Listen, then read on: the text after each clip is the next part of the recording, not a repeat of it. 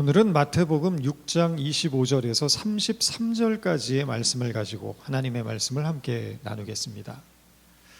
그러므로 라는 접속사의 용법은 앞의 내용이 뒤에 나오는 내용의 원인과 이유가 될 때 사용됩니다.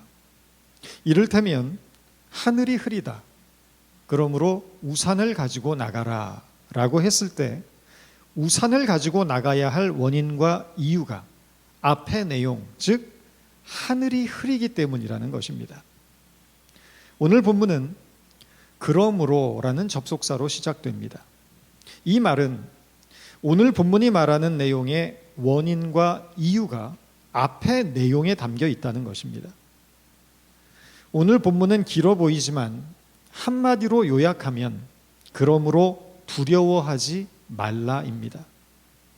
그렇다면 그 두려움의 이유와 원인은 무엇이겠습니까? 앞의 내용을 살펴보겠습니다. 마태복음 6장 19절에서 24절입니다. 너희는 너희를 위하여 보물을 땅에 쌓아두지 말라. 거기는 좀과 동록이 해하며 도둑이 구멍을 뚫고 도둑질하느니라. 오직 너희를 위하여 보물을 하늘에 쌓아두라. 거기는 좀이나 동록이 해하지 못하며 도둑이 구멍을 뚫지도 못하고 도둑질도 못하느니라. 내 보물 있는 그곳에는 내 마음도 있느니라. 한 사람이 두 주인을 섬기지 못할 것이니 혹 이를 미워하고 저를 사랑하거나 혹 이를 중히 여기고 저를 경히 여김이라. 너희가 하나님과 재물을 겸하여 섬기지 못할지니라. 한마디로 말하면 세상을 사랑하지 말라입니다. 세상을 사랑하는 마음 때문에 우리가 두려워하게 된다는 것입니다. 믿음을 가졌다는 것의 의미는 이제는 하나님만 의지하며 살아간다는 것을 뜻합니다. 그러나 우리는 그렇게 살고 있지 못합니다. 두 주인을 섬기며 살아갑니다. 한 발은 세상에 두고 한 발은 하나님에게 두고 살아가는 형국이라는 것입니다. 땅에 속한 하늘의 사람으로 사는 것이 아니라 하늘을 빙자한 땅의 사람으로 사는 것입니다. 우리의 목표는 세상이 우리를 지배하지 못하게 하는 것이고 반석 위에 세워진 집과 같은 존재가 되는 것이지만 실은 바람에 나는 겨와 같이 갈팡질팡하며 살아가고 있는 것이 바로 우리의 모습이라는 것입니다. 우리가 열심을 내는 것이 무엇인지를 보면 그 진실이 드러납니다. 돈 버는 일에는 열심을 내고 내가 갖고 싶은 것, 얻고 싶은 것, 누리고 싶은 것을 위해서는 최선을 다하면서 정작 하나님이 무엇을 기뻐하시는가에 대한 고민은 별로 없습니다. 내가 하기 싫은 일은 거부하면서 하나님이 미워하시는 일은 잘도 합니다. 하나님은 우리에게 내 마음과 뜻과 정성을 다하여 주 너희 하나님을 사랑하라고 하십니다. 우리는 이 세상이든지 하나님이든지 둘 중에 하나를 선택할 수밖에 없습니다. 하나님을 따르면 세상을 외면할 수밖에 없고 세상을 따르면 하나님을 외면할 수밖에 없는 것입니다. 하나님과 세상을 동시에 만족시킬 수 있는 길은 없습니다. 그러나 우리는 하나님과 세상을 모두 다 만족시킬 수 있다는 착각을 하면서 살아갑니다. 스스로 속이며 속고 있는 것입니다. 내가 무엇에 열심을 내는가? 내가 무엇에 분노하는가? 나의 소원이 하나님을 기쁘시게 하고 있는가? 하나님이 미워하시는 일을 나도 미워하는가? 자신을 한번 점검해 보십시오. 우리가 얼마나 교묘하게 하나님과 세상을 섬기며 우리 자신의 이익을 도모하며 살고 있는지를 깨닫게 될 것입니다. 어떤 농부가 기르던 송아지가 2마리의 새끼를 낳았습니다. 농부는 기뻐하면서 한 마리를 하나님께 드리겠다고 서원합니다. 그런데 며칠 후에 농부의 아내가 다급하게 소리칩니다. 여보, 송아지 한 마리가 죽었어요. 그러자 농부가 탄식합니다. 저런, 하나님께 드리기로 했던 송아지가 죽었구나. 왜 언제나 하나님께 드리기로 했던 송아지가 죽는 것입니까? 우리에게 우선순위는 언제나 나 자신이기 때문입니다. 내가 먼저입니다. 언제나 우리에게는 내가 중요한 것입니다. 내 뜻, 내 감정, 내 이익이 중요하고 하나님은 그 다음입니다. 왜 그렇습니까? 하나님보다 세상을 더 사랑하기 때문입니다. 이 세상을 사랑하는 마음, 예수님은 바로 이것이 두려움의 이유와 원인이라고 지적하고 계신 것입니다. 이 세상을 사랑하는 마음이 왜 두려움이 될까요? 사랑하면 그것이 나에게 가장 크고 중요하게 여겨지기 때문입니다. 가령 어떤 사람이 돈을 가장 크고 중요하게 여기게 되면 그에게 가장 큰 두려움은 무엇이겠습니까? 그것을 잃게 되는 것입니다. 그것을 잃게 될까 봐 걱정하고 염려하게 되는 것입니다. 건강을 가장 중요하고 크게 여기는 사람은 병드는 것을 두려워하게 됩니다. 명예를 중요하게 여기는 사람은 명예를 잃는 것을 두려워합니다. 두려움은 그가 무엇을 가장 중요하고 크게 생각하고 있는가를 선명하게 드러내 보여준다는 것입니다. 반대로 하나님의 시선과 하나님의 판단을 두려워하는 사람이 있습니다. 그는 하나님을 가장 중요하고 가장 크게 생각하는 사람입니다. 결국 두려움이란 그의 신앙의 대상이 무엇인가를 보여주고 있다는 것입니다. 본문 25절에서 예수님은 그러므로 목숨을 위하여 무엇을 먹을까, 무엇을 마실까, 몸을 위하여 무엇을 입을까 염려하지 말라고 하십니다. 무슨 말입니까? 이 세상의 것들을 신앙의 대상으로 삼지 말라는 것입니다. 염려한다는 말은 헬라어로 메림나오입니다. 이 말은 마음이 나누어지다라는 뜻을 가지고 있습니다. 마음이 갈라진 상태를 말하는 것입니다. 마음이 분열되어서 초점을 잃어버리는 것, 일치된 마음을 갖지 못하게 되는 것입니다. 두 눈이 하나의 초점을 바라보지 못하고 서로 다른 것을 보고 있는 것을 의미하기도 합니다. 그래서 염려하지 말라는 것은 하나님과 세상을 놓고 그 사이에서 방황하지 말라는 것입니다. 그러나 우리는 어떻습니까?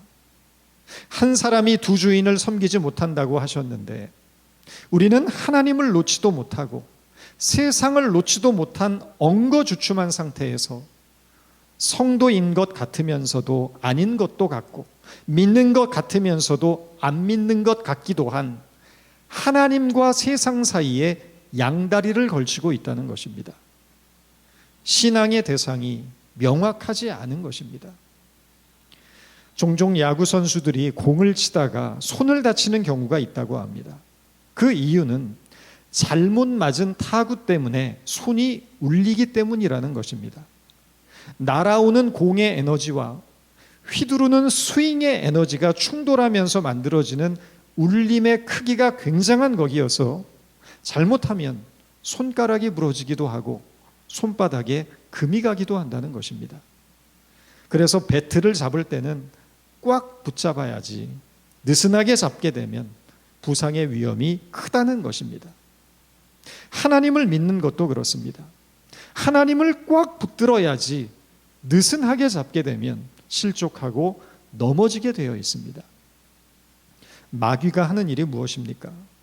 마귀가 하는 일은 우리가 전심을 다해 하나님을 붙들지 못하도록 방해하는 일입니다. 염려케 하는 것입니다. 하나님만을 의지하며 살아가는 사람들이 무엇을 먹을까, 무엇을 입을까 염려하지 않아도 된다는 말은 하나님이 책임져 주실 것이니 먹고 사는 일에 게을러도 된다는 뜻은 아닙니다. 26절을 보십시오. 공중의 새를 보라. 심지도 않고 거두지도 않고 창고에 모아들이지도 아니하되 너희 하늘 아버지께서 기르시나니 너희는 이것들보다 귀하지 아니하냐. 공중의 새들을 하나님께서 기르신다는 것은 자기 둥지에서 가만히 입 벌리고 있는 새에게 때마다 먹이를 공급해 주신다는 것이 아닙니다. 여러분, 새들이 먹이를 얻기 위해서 얼마나 많은 수고와 노력을 하는지 아십니까? 새들은 자기 체중만큼의 먹이를 먹어야만 살기 때문에 하루의 대부분을 먹이를 찾는 활동에 소비한다고 합니다. 일찍 일어나는 새가 벌레를 잡는다라는 이 속담이 괜히 나온 속담이 아니라는 것입니다. 새처럼 부지런하고 성실한 동물이 없다는 것입니다. 해가 뜨는 그 시간부터 잠에서 깨어서 날이 저물 때까지 열심히 먹이를 찾아다닙니다. 사람도 그렇게 열심을 다해야 살게 되어 있습니다. 골방에 앉아서 기도만 하고 찬송만 부른다고 해서 먹을 것이 들어오지 않습니다. 노동을 해야 합니다. 창세기 3장 19절에서 뭐라고 하십니까? 내가 흙으로 돌아갈 때까지 얼굴에 땀을 흘려야 먹을 것을 먹으리라고 말씀하십니다. 무노동 무임금입니다. 힘써 일하고 거두고 저축해야 살아갈 수 있는 것입니다. 성경은 이렇게까지 경고합니다. 데살로니가 3장 10절입니다. 누구든지 일하기 싫어하거든 먹지도 말게 하라.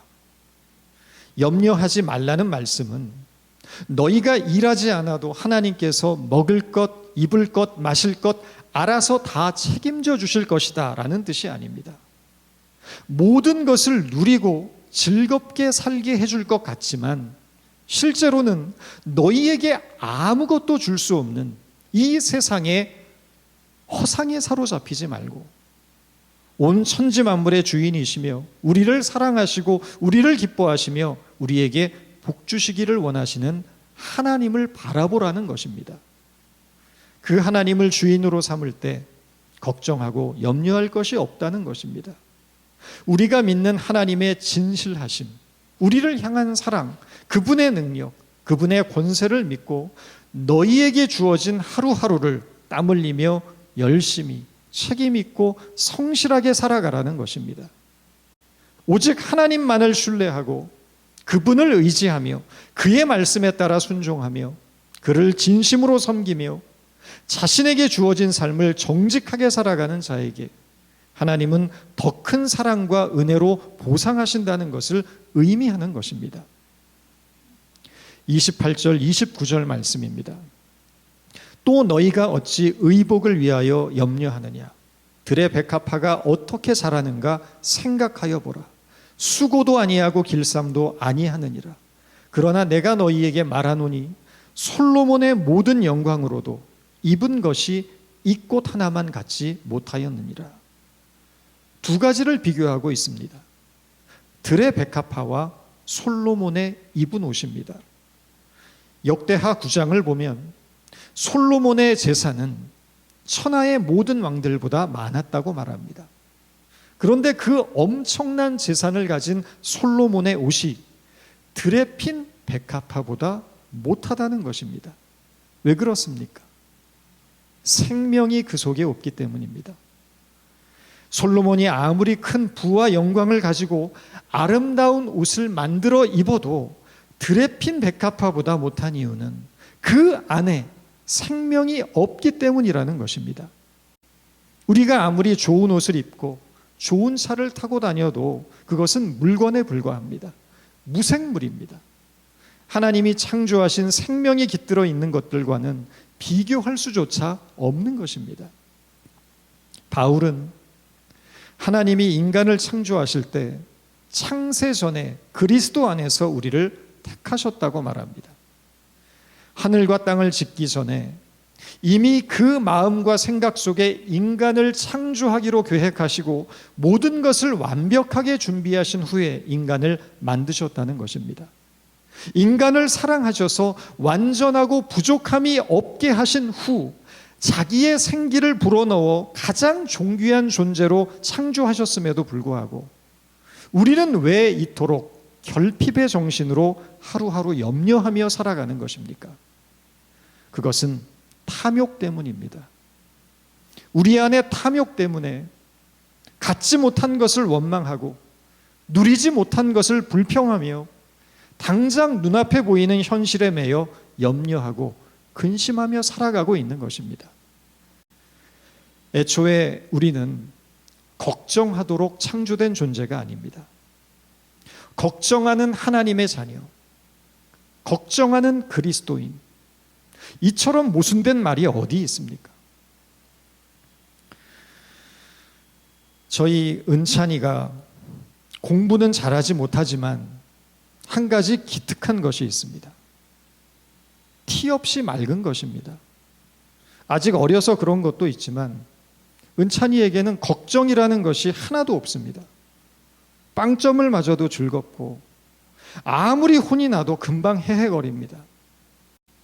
제가 은찬이 나이에는 철이 좀 일찍 들어서 그런지 인생에 대한 걱정과 고민도 많고 엄마 아빠의 주머니 사정까지도 걱정을 했는데 은찬이에게는 그런 걱정이 일도 없습니다.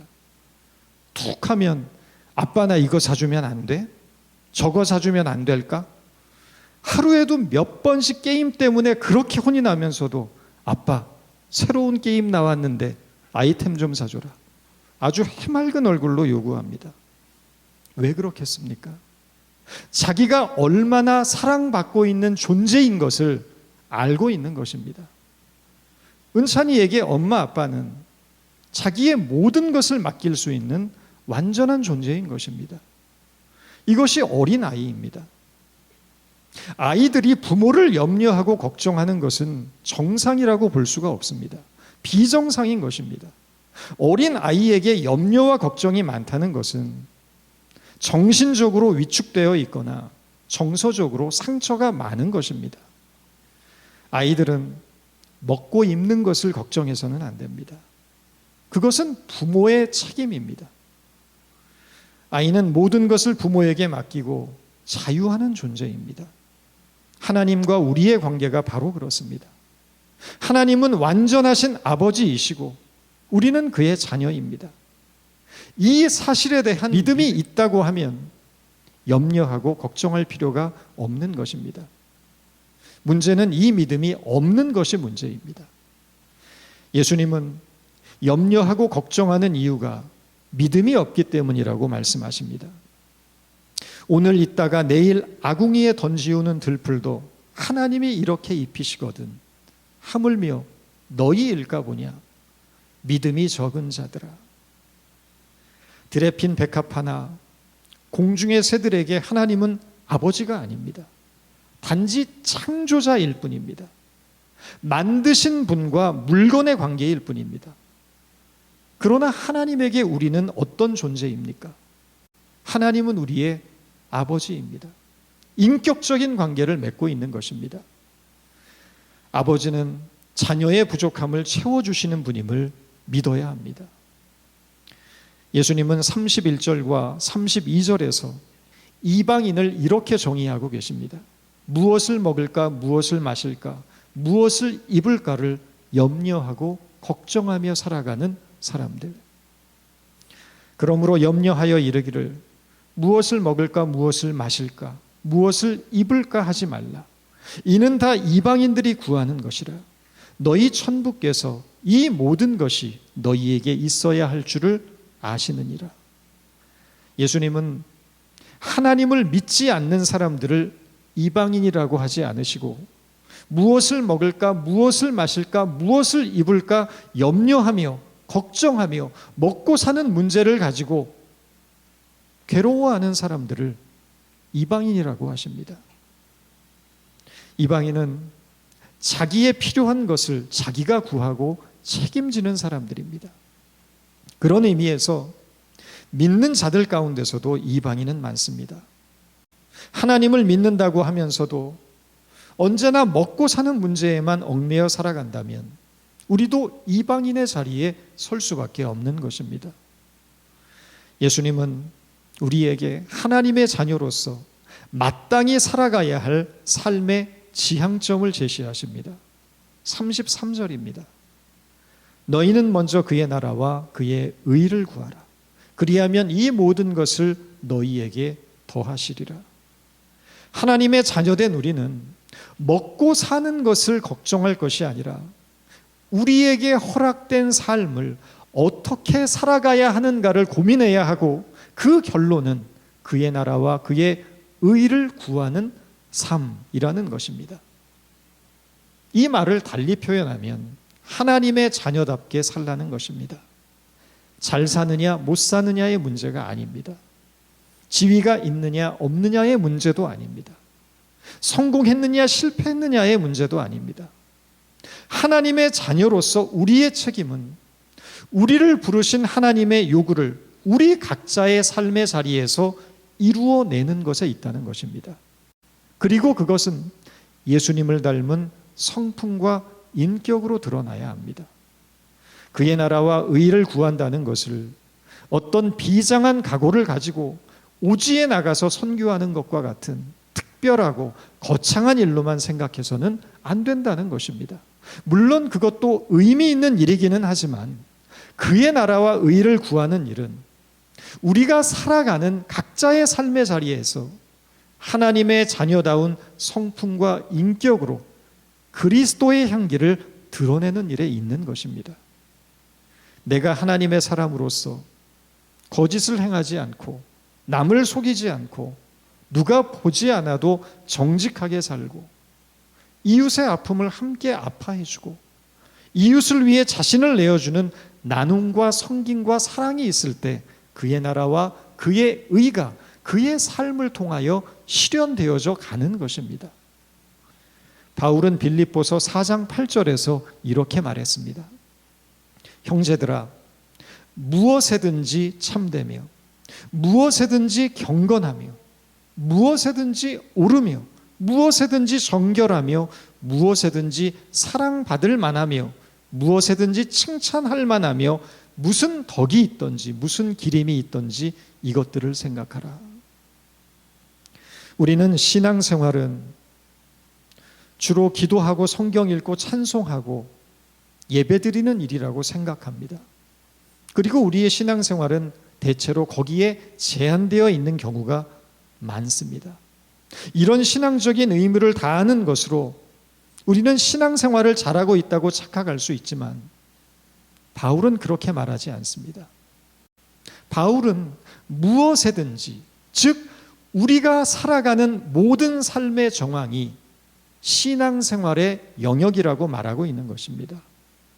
그 모든 일과 모든 삶의 정황에 참되고 경건하며 정결하고 진실한 삶으로 살아가게 될 때 바로 그곳에 하나님의 나라가 임하고 하나님의 통치가 실현된다는 것을 깨달아 부르심을 입은 자로서 합당하게 살아나가는 저와 여러분 모두가 될 수 있기를 바랍니다. 기도하겠습니다. 하나님, 먹고 사는 일에 얽매여 늘 근심하고 걱정하는 저희들에게 새로운 삶의 비전을 제시해 주시니 감사합니다. 세상은 모든 것을 줄 것 같지만 우리에게 줄 수 있는 것은 신기루와 같은 허상뿐임을 깨닫고 영원하며 풍성하고 기름진 삶의 기쁨이 오직 하나님께로서만 공급된다는 것을 깨달아서 세상을 주인으로 살던 인생, 늘 걱정과 근심에 매인 인생이 아니라 하나님을 주인으로 삼는 인생, 기뻐하고 감사하는 인생, 그의 나라와 의를 이루어 나가는 인생을 살아가는 저희 모두들 되도록 축복하여 주옵소서. 예수님의 이름으로 기도드렸습니다.